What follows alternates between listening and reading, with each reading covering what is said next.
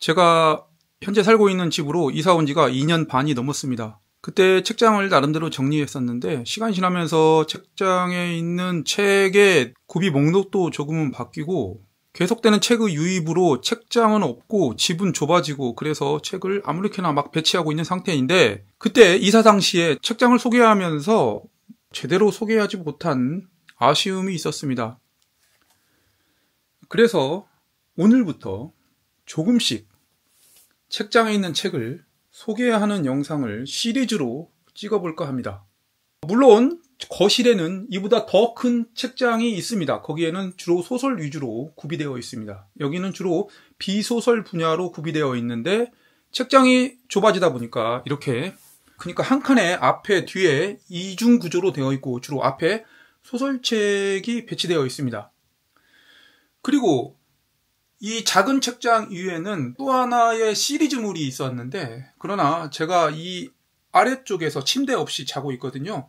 만일 자다가 위에 있는 책이 떨어진다면 제가 치명적 부상을 당할 것 같은 공포가 도사리고 있었습니다. 그래서 그 책들을 이렇게 아주 오래된 피아노 위로 옮겼습니다. 따라서 저는 잘 때 책으로 인한 생명의 위협은 사라지게 된 것이죠. 자, 일단 그러면 많은 책이 있습니다. 책이라는 것이 이렇게 책장에 꽂혀져 있으면 그렇게 양이 별로 많지 않은 것처럼 느껴지지만 이것을 책장에서 꺼내 바닥에 쌓아놓게 된다면 엄청난 양이라는 걸 느끼게 됩니다. 따라서 현재 보여지는 이런 목록 등은 생각보다 많은 양입니다. 따라서 이걸 한꺼번에 이야기하는 것보다 차근차근 이야기해 보도록 하겠습니다. 자, 그러기 위해서는 키가 큰 책장부터 이야기할 건지 작은 책장부터 이야기할 건지 지금 망설이고 있는데 이왕 하는 거 큰 책장부터 이야기하도록 하겠습니다. 자, 이야기의 전개 방식은 맨 윗칸 좌측부터 우측으로 쭉 설명하고 그 다음에 아래층으로 내려와서 설명하고 이렇게 하부 구조로 내려가는 방식을 취하도록 하겠습니다. 자, 그러면 시작해 보겠습니다. 지금 여기서 가장 눈에 띄는 것은 제러드 다이아몬드의 저작들이죠. 그리고 저기 우측에 클라우드 폰팅의 세 권의 책이 있습니다. 대항해 시대라는 주경철 교수님의 책도 있고 그리고 최근에 유행한 메트로폴리스라는 책도 있습니다. 저 위에는 윌 스미스의 자서전격인 책도 있네요. 생각의 탄생이라는 엄청나게 유명한 책이죠. 자, 뭐가 되었든 오늘 이야기는 자유롭게 펼치도록 하겠습니다. 시간에 쫓기지 않고 발언에 어떤 제약성을 두지 않고 말 그대로 생각나는 대로 한번 이야기해 보겠습니다. 원래 생각이 떠오르는 대로 이야기하는 것이 저의 본질적인 스타일인데 그동안 유튜브에서 그 부분에 대해서 제 스스로 제약을 가했던 것 같습니다. 따라서 자유롭게 이야기할게요. 지금 여기 있는 책들은 오래전에 읽은 책이거나 아직 읽어보지 않은 책들이 혼재해 있으므로 기억의 토대를 따라서 이야기를 펼쳐야 됩니다. 간혹가다 책을 꺼내가지고 그 기억을 환기시키기도 하겠지만 근본적으로는 그냥 자유로운 이야기입니다. 그러니까 일부 내용이 조금 틀릴 수도 있고 자료가 약간 왜곡될 수도 있겠지만 그거보다는 더 중요한 것은 그 책이 표방하는 거대한 목적 이런 거 위주로 말하기 때문에 여기서 말하는 세부 데이터에는 크게 유념하지 않을 것입니다. 그리고 저는 독서 노트라든지 책을 읽은 기록물을 별도로 가지고 있지 않습니다. 많은 분들은 독서 노트를 작성하곤 하는데 저는 기껏해야 제가 작성하는 유일한 메모는 소설을 읽을 때 등장인물이 많을 경우에 메모를 하는 것이 유일한 것입니다. 이를테면 지금 입고 있는 이 존 바스의 연초 도매상은 3권으로 이루어졌고 등장인물이 막 수백 명 정도 나옵니다. 이런 경우는 인물도를 메모를 하는 것이죠. 그 외에는 메모는 하지 않습니다. 메모를 하지 않는 이유는 독서를 방해하는 것 같아요. 이건 저 개인적 생각이지만 책을 집중하고 있는 순간에 갑자기 어떤 메모의 행위가 끼어들게 되면 흐름을 놓치게 되는 겁니다. 그러면 독서가 힘들어지더라고요. 그래서 메모는 하지 않습니다. 대신 메모 대신에 책이 정말 좋다면 그 좋은 책의 내용이 제 머릿속에 기억의 흔적을 남기겠죠. 저는 그 흔적만 남으면 됩니다. 제가 추구하는 독서 스타일이 바로 이것이다 라고 말씀드리고 이야기를 해보겠습니다. 이 칸에서는 제러드 다이아몬드의 이야기를 제일 먼저 해볼게요. 우리가 통상적으로 많은 책을 추천하곤 하는데 아마 유튜브상에서 가장 많은 추천작은 춘균세가 아닐까 생각해 봅니다. 비소설 분야에서 말이죠. 이 뒤를 이어서 이기적 주전자, 코스모스, 생각의 탄생도 주요 추천작으로 올라가곤 하는 것 같습니다. 그런데 왜 춘균세가 그토록 유명세를 얻었냐? 아무래도 유명 인사들이 이 책을 많이 추천했기 때문이 아닐까라고 생각합니다. 춘균세가 그렇게 많은 사람들로부터 권장도서로 추천을 받아야 되냐? 그건 좀 의문이 듭니다. 물론 좋은 책인 건 분명하지만 읽는 데 있어서 상당한 인내심이 요구되기 때문에 과연 권장도서로 적합하나 그런 생각을 해봅니다. 자, 그럼에도 불구하고 춘균세가 가장 유명한 부분은 제목도 있겠지만 그 도입부죠. 뉴기니 섬에서 원주민이 왜 백인은 거대한 문명을 창조했고 우리는 그러지 못했냐, 뭐 이런 이야기가 시작되고 그 부분을 많이 인용하면서 지리결정론과 환경결정론 이런 거에 대해서 내용을 확장시키곤 하죠. 저는 제라 다이몬드의 책을, 화면에 보이는 책을 다 읽었습니다. 4권이죠. 제3의 침팬지, 춘균세, 어제까지 세계, 문명의 붕괴. 이 4권을 연달아 읽었습니다. 특히 문명의 붕괴는 2번을 읽었어요. 저는 책을 2번 거의 읽지 않는데 문명의 붕괴만 2번을 읽었어요. 상당히 이례적인 일이었죠. 연달아 읽었기 때문에 4권의 책을 하나의 책으로 해석해서 생각하곤 합니다. 제가 생각하기에 4권의 책의 핵심은 제라 다이몬드의 연구 방식이었어요. 그러니까 뉴기니 섬에서 아주 오랜 기간 체류하면서 관찰을 합니다. 처음에는 조류를 관찰하는 걸로 뉴기니 섬에 갔을 거예요. 그러다가 그 안에서 여러 원주민 부족들과 같이 생활하게 됩니다. 원주민 부족과 어떤 유대관계가 형성되다 보니까 그 부족들의 특성을 파악하게 되고 나아가 뉴기니 섬 전체가 가지고 있는 어떤 문명사적 의미에 대해서 제라 다이몬드가 생각을 하게 됐던 것 같아요. 특히나 이 많은 책 등에서 뉴기니 섬 주민들에 대한 어떤 존경의식을 표하기도 하고 뉴기니 섬 원주민 부족 자체를 상당히 긍정적으로 묘사하곤 합니다. 그 중에서 가장 앞권은 이 어제까지의 세계예요. 어제까지의 세계에서는 뉴기니 원주민 부족과의 생활 속에서, 그러니까 인류의 수렵채집인과 집단으로서 거주할 때 나타나는 그 기원을 파악하고자 했던 것이죠. 더 놀라운 것은 몇몇 원주민 부족에 한정된 것이 아니라 이 원주민 부족 사이를 다이아몬드 교수가 여행을 떠납니다. 그러면서 원주민 부족 간의 알력 다툼이라든지 세력 다툼, 그리고 그들만이 지켜야 될 어떤 규율, 이런 것들도 파악하게 됩니다. 그리고 그들의 주거, 식생활 습관 등을 파악하면서 그것을 거대한 문명사적으로 이렇게 생각을 해보려고 했던 것 같아요. 그리고 뉴기니 섬의 활동을 제가 더 생생히 받아들인 이유는 문장 속에 깃들어진 생생함 때문입니다. 이를테면 체류 기간 동안 목숨이 위태로웠을 만한 여러 장면들도 나타내고 글과 글 사이에 드러나는 그 실체적 체험이 바탕이 된 글 기운이 느껴지죠. 그러니까 제라 다이아몬드 교수가 그냥 단순한 이론을 연구하는 학자가 아니라 이론과 실체를 잘 조합시킨 이론으로 이렇게 유명세를 얻었다, 그런 느낌을 받곤 합니다. 자, 그렇게 뉴기니 섬의 활동을 토대로 많은 책을 집필을 하곤 했죠. 자, 그런데 이제 한 권씩 한번 얘기해 볼까요? 제3의 침팬지가 있어요. 청소년판도 있는데 그 청소년판은 제가 다른 사람한테 줬어요. 어쨌거나 제3의 침팬지에는 이 3권에서 다루고 있는 내용을 압축적으로 기록한 책입니다.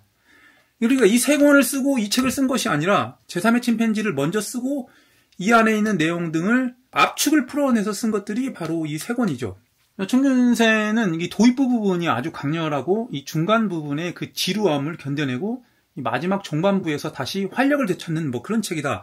저는 이렇게 기억이 남는데, 특히 초반부에서 가장 기억에 남는 부분은 카하마르카 전투였습니다. 카하마르카 전투라는 것은 현재 남미 페루 지역에 있는 한 지역을 말하는 것인데, 거기에서 이 카하마르카라는 지역에서 당시 잉카 알타우알파가 황제였는데, 알타우알파와 프란시스코 피사로가 카하마르카에서 만나서 전투를 벌인 것이죠. 당시 알타우알파는 약 8만 이상의 병력이었고 프란시스코 피사로는 165명인가 뭐 책에 따라 틀려요. 그 정도 기병과 보병 위주로 구성되어 있었습니다. 그리고 총을 가지고 있었고 말을 타고 있었죠. 그런데 전투 장면이 아주 재밌게 그려진 것은 8만 대 165명이 붙었는데 165명이 이겼죠. 정확히는 8만 대 165가 아니었어요. 8만 병력 중에 대부분은 밖에 있었고 왕을 기점으로 해서 대략 5,000명 대 165명이었는데 당시 알타우알파는 어떤 가마를 타고 있었어요. 그런데 프란시스코 피사로 병사들이 공격을 시작했죠. 칼을 사용하거나 총을 사용했어요. 특히 총을 사용하니까 어떤 신의 음성으로 착각했을 거예요, 원주민은. 그래서 공포를 느꼈고, 금속을 가지고 있지 않은 원주민은 상대방 스페인 병사가 휘두르는 칼에 의해서 난도질을 당했을 것입니다. 여기서 가장 신기했던 것은 이 알타우알파 황제가 타고 있는 가마를 밑에서 병사들이 떠받치고 있었는데, 스페인 병사가 떠받치고 있는 병사를 칼로 죽입니다. 그러면 어디선가 다른 병사가 와서 그 죽어버린 병사를 대신해서 가마 밑으로 와서 가마를 또 받치게 되는 것이죠. 그러면 스페인 병사는 계속해서 가마를 받치고 있는 병사를 죽이게 되면 또 다시 누군가 채워지고, 뭐 이런 식으로 살상이 계속 이루어졌다는 것이죠. 그렇게 해서 165명이 8만 명의 연합부대를 무찌릅니다. 이것이 바로 인류 역사상 가장 전력차가 컸던 경우에 승리하게 된 카마르카 전투라는 것입니다. 그리고 이 이야기가 청균세의 초반부에 나오죠. 그 이 이야기를 초반부에 배치한 것은 정말 절묘한 선택이었던 것 같습니다. 왜냐하면 너무나도 재미있는 이야기였기 때문에 중반부에 그 고단함을 이겨낼 수 있는 원동력을 제공하는 것이죠. 자, 그렇게 해서 시작된 이야기가 중반부에 도달하게 되면 장무라와 가축화에 대한 기나긴 이야기가 펼쳐집니다. 어쩌면 청균세는 이름을 청균세가 아니라 가축화와 장무라가 인간의 문명에 미치는 영향, 뭐 이렇게 제목을 지어도 큰 무리는 없었을 것입니다. 왜냐하면 그 부분이 어쩜 이야기의 가장 핵심이거든요. 총균세라는 것보다도 가축화와 장무라가 인간의 문명의 발달 요소에 가장 큰 영향을 미쳤다라는 것이죠. 그리고 그 부분에 대해서 너무나 장황한 예시를 늘어놓기 때문에 대부분 이 책이 지루하다고 느껴지는 것입니다. 뭐 그때 가서는 뭐 중국에 대한 이야기도 하고, 개정판에서는 뭐 일본에 대해서도 이야기를 합니다. 그리고 우리나라 한글에 대해서도 언급된 게 있죠. 개정판이 나오면서 몇 가지 내용을 계속 추가했었어요. 특히나 이 가축화와 장무라에 대해서는 이야기를 충분히 해볼 만하죠. 그런데 일부 이 책에 대해서 비판적인 의견들이 있죠. 어떻게 인류사적 문명을 그런 가축화와 장무라로 일반화시킬 수 있냐, 뭐 이런 이야기도 있어요. 그러나 그런 비판도 일부는 맞겠지만 분명히 책을 읽다 보면 가축화와 장무라가 문명에 충분히 영향을 미쳤겠구나라는 생각이 공감이 갑니다. 이와는 별개로 말이라든지 밀, 옥수수 이렇게 별도로 하나의 동물이라든지 하나의 작물을 전문적으로 다룬 책들이 있지 않습니까? 그런 책들을 보면 결국은 청균세에 있는 내용과 비슷해요. 그 책은 이를테면 그 말과 인간이 가지고 있는 모든 역사를 총체적으로 다룬 데 반해 이 책은 그 부분 중에 한 부분을 문명화와 결부시켜서 이야기한 것이죠. 그러니까 청균세에서 말하는 가축화와 장무라가 인류 문명에 영향을 미쳤다. 그 부분은 충분히 수긍할 만합니다. 비난하는 이론은 그것뿐만 아니라 다른 이론이 더 결정적이다. 이렇게 이야기할 수도 있겠죠. 하지만 정답이 어디 있겠습니까? 단지 어느 의견이 더 대중의 공감을 사느냐. 이게 중요하겠죠. 저는 충분히 가축화와 장무라가 인류 문명에, 그러니까 유럽사가 더 지배하고 중국이 더 발전했고 아프리카나 라틴 아메리카가 상대적으로 더 뒤처진 문명에 대해서 그 원인을 충분히 공감하는 바입니다. 자, 아무튼 청균세는 그런 내용이었습니다. 다 읽고 난 다면, 그러니까 백인이 현 지구를 좌지우지하는 것은 어쩌면 운이었구나, 이런 생각이 떠오르게 될 것입니다. 적어도 이런 생각을 하나만 떠올리게 됐다는 이유만으로도 청균세가 가지고 있는 가치는 충분하다고 생각합니다. 저는 그렇기 때문에 청균세가 상당히 좋은 작품이다 라고 생각합니다. 청균세가 이러했는데 문명의 붕괴에 대해서 한번 얘기해 볼까요? 문명의 붕괴는 단적으로 말하면 이 책이 어떤 책이냐라고 말씀드리면 환경 관련 책이다, 이렇게 말씀드릴 수 있어요.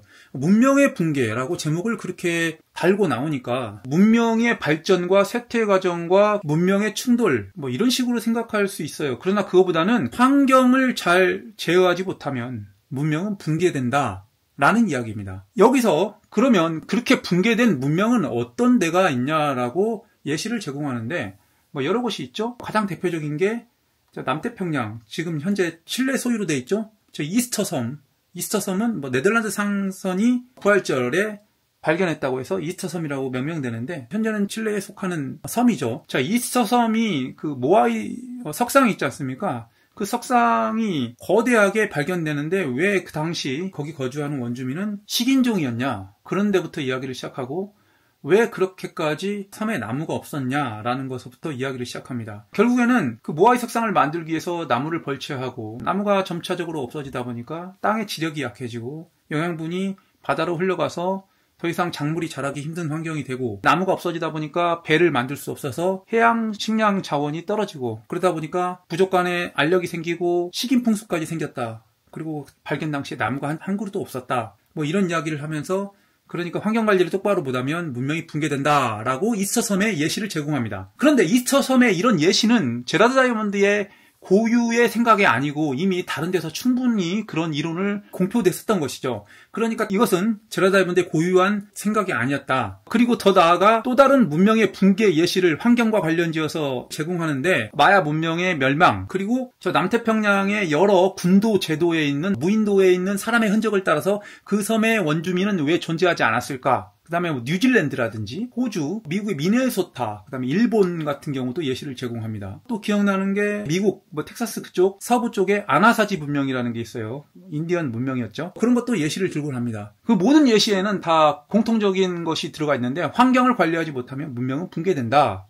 라는 것을 말하면서 기록해 놓았습니다. 개인적으로 충균세보다 문명의 붕괴가 흥미라는 측면에서는 훨씬 큽니다. 상당히 재밌습니다. 특히 이스터섬의 그 이야기부터 시작해서 마야의 이야기까지 이어지는 부분은 상당히 재밌었어요. 따라서 문명의 붕괴도 정말 좋은 책이라고 생각합니다. 굳이 인내해가면서 읽을 필요도 없고 문명의 붕괴 같은 경우는 원하는 챕터만 읽어도 됩니다. 왜냐하면 결론이 똑같거든요. 환경관리를 잘하자. 하나의 목적을 가지고 있기 때문에 그 중에서 읽고 싶은 부분만 따로 떼어내서 읽어도 충분합니다. 자, 이것이 문명의 붕괴고 어제까지의 세계는 말 그대로 뉴기니 섬에 거주하면서 제라드 다이아몬드 교수가 원주민의 실상을 파악하면서 인류 문명의 기원을 해석하는 것이죠. 세 권의 책 중에 가장 덜 유명하고 재미도 없어요.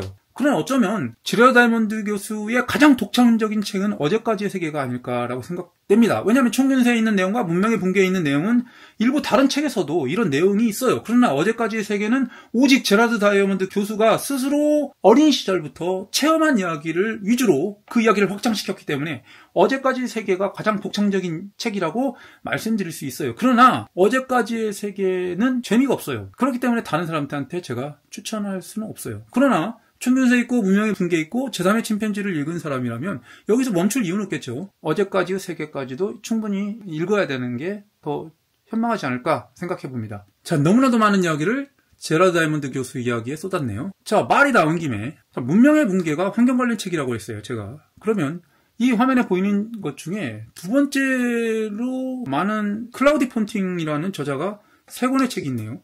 자, 클라우디 폰팅 또한 환경과 문명에 대한 이야기의 권위자입니다. 특히나 이 클라우디 폰팅의 녹색 세계사는 문명의 붕괴보다 먼저 출간한 책이에요. 문명의 붕괴가 1997년인가? 이 책이 1991년인가 출간되었을 겁니다. 자, 모든 기록은 제가 책을 확인하지 않고 하는 이야기니까 일부 틀린 것은 이해해 주셔야 돼요. 아무튼 몇 년도가 중요한 게 아니라 클라우디 폰팅이 먼저 책을 냈고 문명의 붕괴가 뒤따라냈습니다. 이 클라우디 폰팅의 녹색 세계사에서는 이 책에서 언급한 모아이 석상에 있는 이스터섬에 관한 이야기가 나오고 그 이스터섬에 문명이 왜 붕괴됐는지에 대해서 충분히 이야기를 합니다. 그러니까 문명의 붕괴가 굳이 이야기하자면 이 책을 모방했을 수도 있어요. 아닐 수도 있고. 그러나 이 책이 먼저 이야기했다. 그렇다고 이 책이 최초로 이야기한 거냐? 그건 아닌 것 같아요. 왜냐하면 여러 다큐멘터리 보거나 기타 여러 관련 책을 보면 이스터섬의 문명이 왜 붕괴됐냐? 그들은 문명이 붕괴됐냐기보다도 왜 나무가 없냐?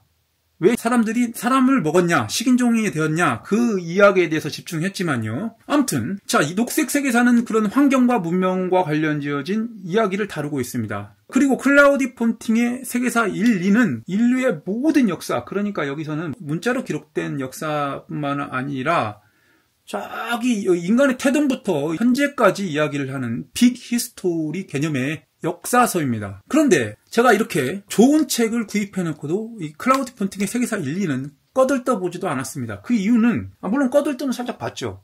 그 이유는 제가 가지고 있는 다른 수많은 빅 히스토리 책과 별반 다르지 않은 것 같았어요. 그러니까 인간의 태동, 때로는 우주의 기원부터 현재의 인간, 오늘날까지 기술한 여러 히스토리 책을 읽다 보면 처음에는 생소하고 막 재밌지만 계속 그와 같은 책을 읽다 보면 어느 순간 그 이야기가 그 이야기고 다 비슷비슷하구나라는 걸 느낍니다. 저도 이 책을 목차 위주로 봤더니 그 이야기가 그 이야기고 제가 다 봤던 것들이에요. 그래서 읽지 않고 있습니다. 물론 영원히 읽지 않는다는 건 아니겠지만 읽기 쉽지 않을 것 같아요. 왜냐하면 다른 더 읽어야 할 책이 많기 때문에 여기다가 제가 시간을 쏟을 이유는 없어요. 하지만 이렇게 진열 상태로는 아주 가치가 크죠. 특히나 이 클라우디 폰팅의 녹색 세계사와 함께 시리즈물 형식으로 이렇게 진열되어 있으면 무언가 있어 보입니다. 자, 아무튼 문명의 붕괴와 클라우디 폰팅의 녹색 세계사는 둘 다 환경 관련 책이고 환경이 멸망하면 문명도 멸망한다. 그런 이야기를 다루고 있다. 이렇게 말씀드리고 싶습니다. 너무나 한쪽으로 일방적인 이야기를 쏟고 있지만 원래부터 자유로 이야기를 하려 했으니까 하나 더 이야기해볼까요? 메트로폴리스. 자, 메트로폴리스가 3, 4년 됐어요. 출간한 지가 더 됐나요? 아무튼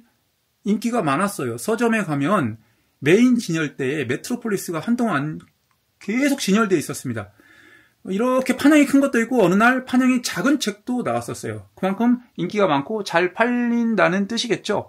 하지만 개인적으로 저는 이런 뭐 도시 문명, 빅히스토리 이런 개념의 책을 좋아하는데 메트로폴리스는 정확히 40% 있다가 말았습니다. 왜냐하면 재미가 없었어요. 처음에 유프라테스 티그리스강 유역의 여러 문명의 태동을 알리는 도시 우루라든지 그 밑에 있는 바그다드라든지 뭐 이런 도시와 관련해서 이야기를 하더라고요. 그리고 그리스 관련 도시도 이야기하고 처음에 저는 도시의 성장과 멸망 또는 도시와 도시 간의 역사적 관점 뭐 그런 걸 이야기하는 책인 줄 알았더니 이것은 그 도시의 세부적인 것이었습니다.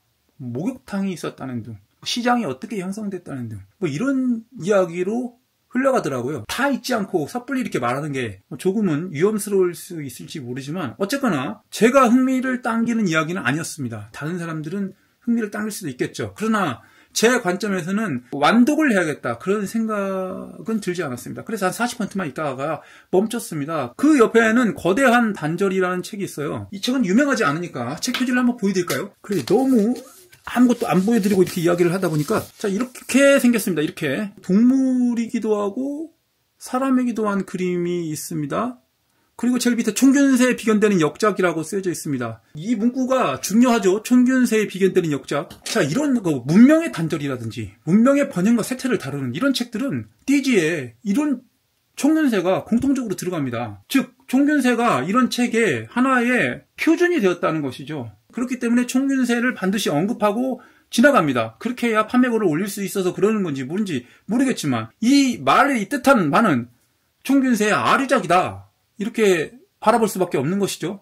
그러나 실제로 책을 읽다 보면 이 책은 아류작은 아니에요. 총균세의 어느 특정 부분에 있는 내용을 더 많이 확장한 이야기지 아류작은 아닙니다. 다시 말하면 구대륙과 신대륙이라고 하죠. 물론 그 용어는 적절치 않지만 그냥 신대륙이라는 용어를 사용하겠습니다. 자, 구대륙과 신대륙은 왜 이렇게 다르며 어떤 뭐 식물적으로, 환경적으로, 동물적으로 왜 다른 체계를 가지고 있었는지 그것을 이야기하고 있습니다. 그것을 장황하게 기술하고 있어요. 그러니까 총균세에 가지고 있는 어떤 부분을 크게 확장한 이야기죠. 그리고 이렇게 인간이 원래 아프리카에서 태동해서 중동으로 넘어갔다가 일부는 유럽으로, 일부는 동남아시아로, 일부는 중국으로 갔다가 그 중에서 일부가 다시 시베리아로 갔다가 시베리아에서 저기 얼어붙은 베링 해협을 건너서 알래스카로 가서 알래스카에서 이렇게 북아메리카를 거쳐서 중앙아메리카를 거쳐서 남아메리카에 있는 티에라 델 푸에고까지 건너간 이야기도 들어가죠. 당연히 인류사적 문명을 다루는 이야기는 그런 아메리카 원주민의 이동 경로도 나타내곤 합니다. 아무튼 거대한 단절은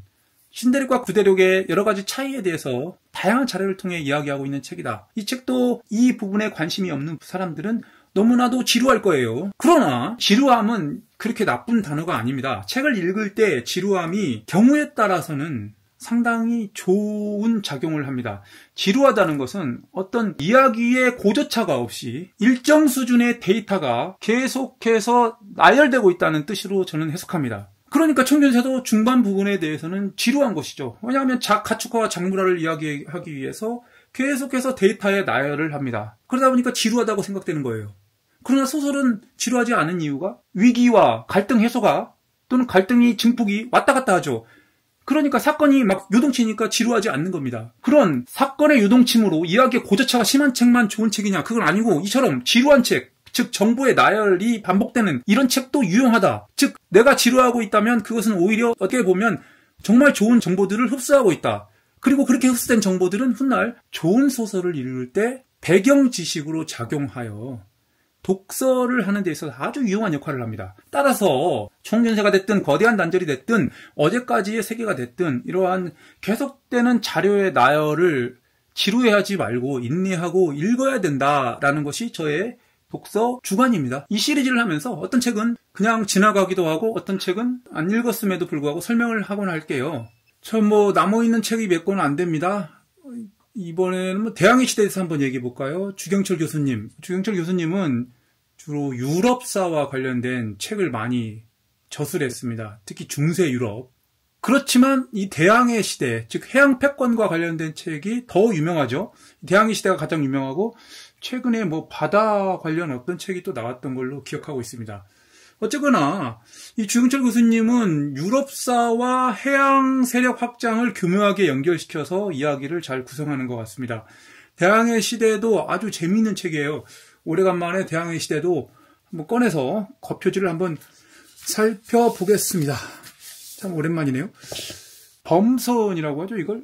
유럽인이 만든 배가 나오네요. 그리고 뭐 삼성경제연구소 선정, 대한민국 CEO 필독서. 이 삼성경제연구소 선정, 한때 이게 유명했었죠.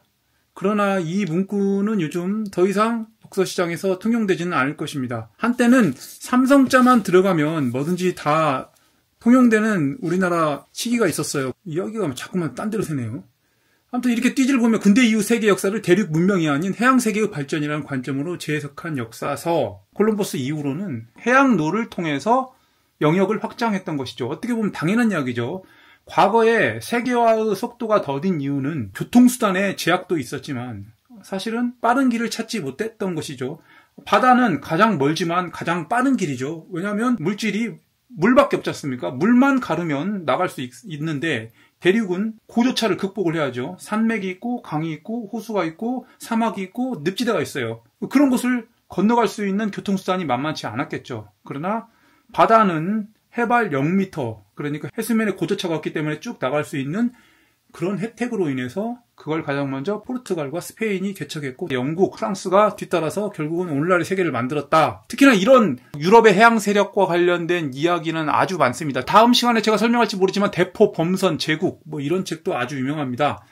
뭐 해양 세력, 특히 또 대포의 사정거리가 길고 활약이 더 컸기 때문에 유럽이 특히 중국을 정복했다. 뭐 이런 이야기도 나오죠. 이런 이야기가 재밌어요. 어느 세력이 가보지 않은 어느 세력권에 도달하여 그 세력을 전복시키고 자기가 가지고 있는 문화를 전파를 하죠. 그것을 그 시기에 살아가는 사람들 입장에서는 정복 세력은 악으로 비춰지고 그 다음에 피지배층은 억압이라고 느껴지겠지만 이처럼 수백 년이 지나면 이것은 하나의 흐름으로 해석해버리는 것이죠. 대부분의 지나온 과정은 그러는 것 같습니다.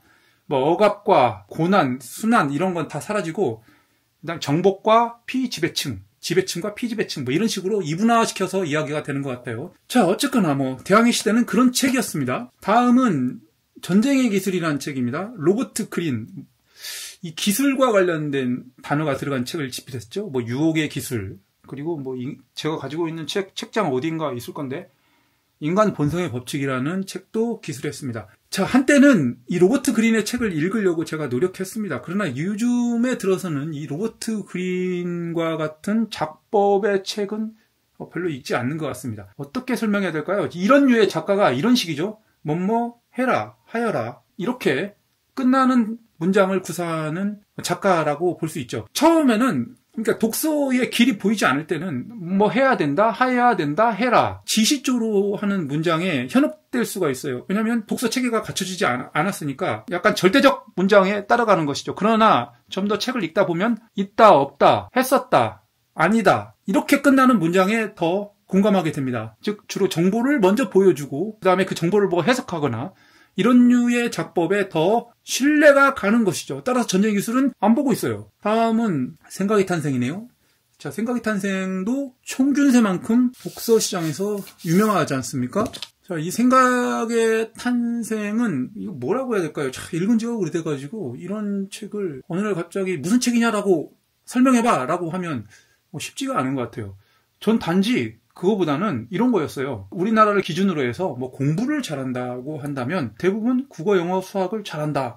이렇게 등치가 되죠. 그런데 미술을 잘한다, 음악을 잘한다, 체육을 잘한다. 이것이 지적 능력이 우수하다라고는 쉽게 생각되지 않았던 시절이 있었어요. 그러나 지금은 아니겠죠. 지금은 지적 능력이라는 것이 국영수를 잘한다가 아닐 거예요. 인간의 두뇌라는 것은 그렇게 한 방면만 잘한다고 되는 것도 아니고 복합적으로 연결되어 있을 것입니다. 자, 그러니까 여기에 나온 사람들은 소위 말하는 천재들 위주로 그들의 어떤 사고 능력을 이렇게 보여주죠. 그 중에서도 뭐 창조적 사고를 그 부분을 중점적으로 이야기하는데 그 창조적 사고 안에서는 우리가 쉽게 간과하는 음악의 선율이라든지 미술의 뭐 기하학적 도형 해석 능력이나 뭐 창조력 뭐 이런 것과 복합지어서 연결시켜서 이야기했던 걸로 기억하고 있습니다. 또 실제로 그런 책이 맞고 따라서 이 책을 읽으면 소위 천재라 불리는 사람들의 창조적 발상의 근원이 무엇인지를 느껴볼 수 있는 책이라고 생각하고 있습니다. 그렇기 때문에 베스트셀러로 각광받았었던 것이죠. 자, 그 옆에 이제는 기억조차 가물가물한 김민주의 트렌드로 있는 세계사라는 책이 있습니다. 제가 이 책을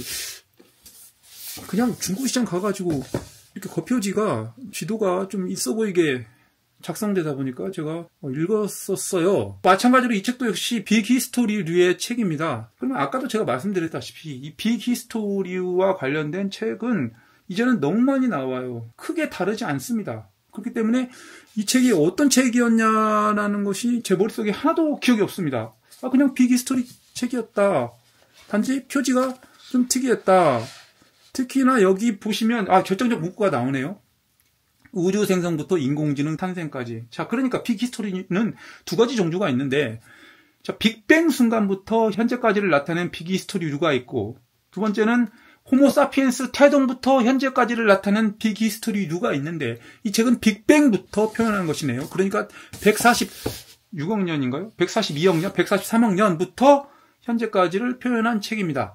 당연히 이렇게 긴 시간을 표현한 거기 때문에 모든 내용은 짤막짤막하고 압축적으로 표현됐겠죠. 자, 남아있는 책이 윌과 지도의 역사만 있네요. 자, 윌 디자인이 막 알록달록하고 그렇습니다. 여기서 말한 윌은 윌 스미스라는 그 유명한 영화 배우를 말합니다. 제가 자서전을 별로 안 읽는데 그때 서점에서 윌 스미스 저 자서전이 아주 디자인이 알록달록 또 보여드리겠습니다. 자, 윌 스미스 얼굴이 나오네요. 불가능을 가능으로 바꾼 단 하나의 힘. 당신은 역경을 이겨낼 능력이 있는가? 라고 쓰여지면서 이 윌 스미스 자전적 이야기가 실려 있어요. 제가 몇 페이지까지 읽었는지 기억은 없지만 한 50페이지 정도 읽었었던 것 같아요. 그렇게 읽고 있었던 와중에 윌 스미스가 사건을 하나 남깁니다. 그러니까 어떤 시상식장에서 자기 와이프를 모욕했다는 이유만으로 진행자에게 폭력인가를 가했을 것입니다. 그런데 제가 그 자초지전까지는 잘 모르지만 표면적 내용을 보고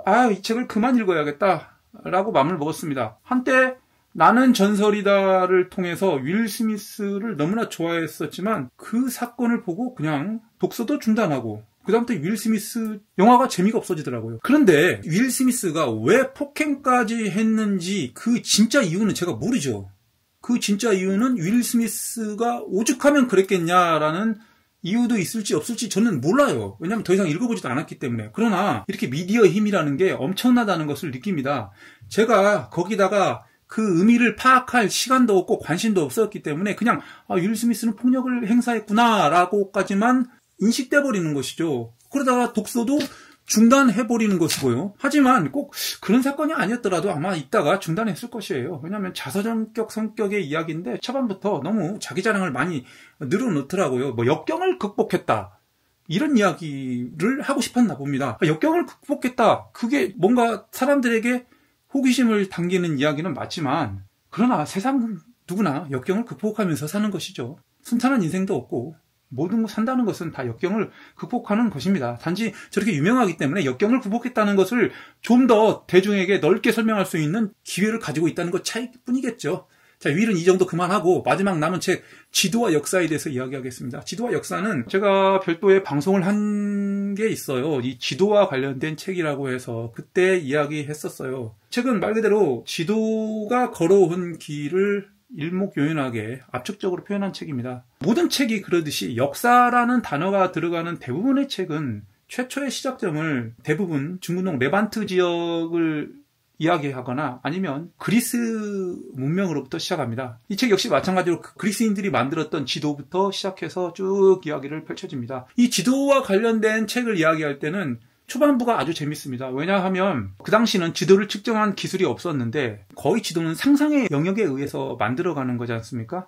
그러면 인간의 상상이 지도를 어떻게 만들었는지를 보고 현재의 실제적인 지도와 비교를 하면서 상상이 이 정도까지 구현될 수 있구나라는 것을 알게 되는데 그 점이 너무나 재밌습니다. 아무튼 지도와 역사를 보시게 되면 그런 점을 느끼게 되실 수 있어요. 자, 이렇게 해서 오늘 한 칸의 이야기를 끝냈습니다. 한 번의 방송에 꼭 한 칸을 이야기하는 것이 아니라 이것도 이야기할 수 있고 그 옆에 칸도 이야기할 수 있고 더 많이 이야기할 수도 있겠죠. 말 그대로 자유롭게 하는 거다 보니까 시간의 구애, 그다음에 책의 숫자의 구애를 받지 않겠습니다. 그러나 오늘은 여기까지 하겠습니다. 자, 새로운 책장 이야기 첫 번째 시간이었습니다. 시청해주셔서 감사합니다. 먼 길을 돌아서였습니다.